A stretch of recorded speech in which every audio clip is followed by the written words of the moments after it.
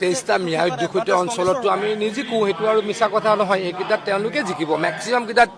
তেইছটা মিয়া অধ্যুষিত সমষ্টিত মেক্সিমামত কংগ্ৰেছ জিকিব, এটা দুটাত হয়তো AUDF জিকিব পাৰে, কিন্তু মেক্সিমামত মিয়া অধ্যুষিত সমষ্টিত কংগ্ৰেছে জিকিব। উজনি অসমত খুব ভাল দেখি আছোঁ। আমিতো ঘূৰিয়ে ফুৰিছোঁ, মইতো অহংকাৰ একেবাৰে নকৰোঁ, খুব বিনয়েৰে কৈছোঁ। কংগ্ৰেছ দলৰ সভাততো মানুহ ক'তো হোৱা নাই। কংগ্ৰেছ দলে ক'তো এখন 5,000 মানুহৰ সভা কৰিব পৰা আমি দেখা নাই। বুথত মিটিং কৰাৰ নিচিনাই তেখেতলোকে মিটিং কৰে। আমি যেনেকৈ বুথত কৰোঁ তেওঁলোকে মিটিং কৰে। আমাৰ অহংকাৰ নহয়, আমাৰ চাগে আমাৰ প্ৰতি ৰাইজৰ আশীৰ্বাদ। গতিকে কংগ্ৰেছ দলে বহুত কিবা কৰিব বুলি মোৰ মনে নকৰে। মই ডিজিটলৈকে নাযাওঁ, খুব ভাল ফলাফল হ'ব সেইটোহে ভাবোঁ। এনেওতো জিকিবলৈ 64 লাগে, 64তকৈ বহুত আগত যাম বুলি মই আশা কৰোঁ। মই 100 বা এই শব্দবিলাক মই ক'ব নোখোজোঁ। আমাৰ টাৰ্গেট 100+ হোৱাটো উচিত হয় বুলি মই নাভাবোঁ।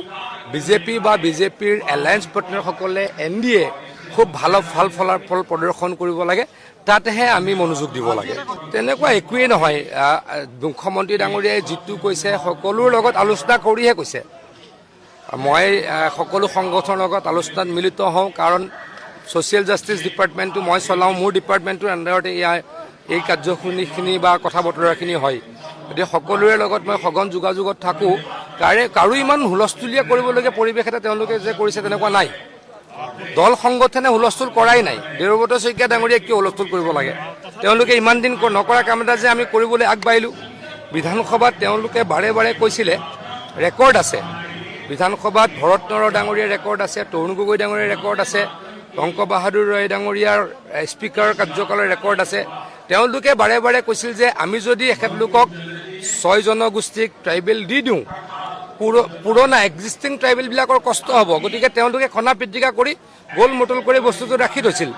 আমি সিদ্ধান্ত লৈছোঁ। গতিকে সকলোৱে আদৰণি জনাইছে, পৰ্যায়ক্ৰমে কৰিম বুলি সকলোৱে জানে। আকৌ কৈছোঁ, যিসকলে ডিমাণ্ড কৰি আছে তেওঁলোকে আজিলৈকে হুলস্থুল কৰা নাই। দেৱব্ৰত শইকীয়া ডাঙৰীয়াই কিয় ইমান হুলস্থুল কৰিছে? এইটো ৰাজনীতি আছে, ৰাজনীতি নকৰিলে ভাল হয়। কংগ্ৰেছ দলততো টকা দিলৈ আমিতো, আমাৰ বহুত বন্ধু এতিয়াও কংগ্ৰেছত আছে, আমি খবৰ ডেইলি পাই আছোঁ। কংগ্ৰেছ দলত আমাৰ বন্ধুটো কমি নাই, প্ৰত্যেকজনে আমাক খবৰ দিয়ে। এই 23টা সমষ্টিত টকা কিমান উঠাব সেইটো খবৰ ল'ব, বাকীতো টকা নলয়। 23টাতে টকা ল'ব। 23টা মিয়াৰ সমষ্টিত কংগ্ৰেছে টকা ল'বই, এইটো খাটাং। বেলেগত ল'বই নোৱাৰে, নিদিয়েও। এইটো একেবাৰে মিছা হ'বই নোৱাৰে। তেওঁলোকে বাৰে বাৰে ক'ব, যোৱাবাৰো লৈছে। যোৱাবাৰো যিকেইটা মিয়া অধ্যুষিত সমষ্টি, যোৱাবাৰ অলপ বেছি মিয়া অধ্যুষিত সমষ্টি আছিল, তাতো লৈছিল। এইবাৰো ল'ব, খাটাং ল'ব। আপোনালোকে লিখি লওক, কাজিয়া হ'ব। এই পইচা লোৱাৰ কাৰণে মাৰপিট হ'ব ৰাজীৱ ভৱনত, কাৰণ 3টা মানৰ পৰা 4টা মানৰ পৰা